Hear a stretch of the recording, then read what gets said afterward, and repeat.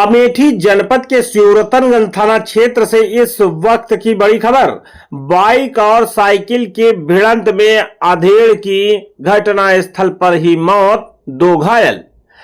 मामला है सूरतनगंज थाना क्षेत्र के टिकरी कुम्हारन पुरवा मोड़ पर, जहां पर ये भीषण हादसा हुआ है।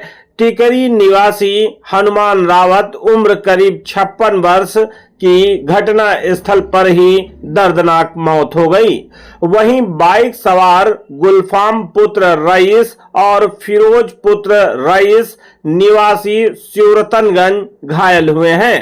पुलिस ने लाश को कब्जे में लेकर पोस्टमार्टम के लिए भेज दिया है। अमेठी से प्रहलाद शरण शर्मा व अर्पित तिवारी की रिपोर्ट। इंटरव्यू मान ले तगड़े थे। सही कहा।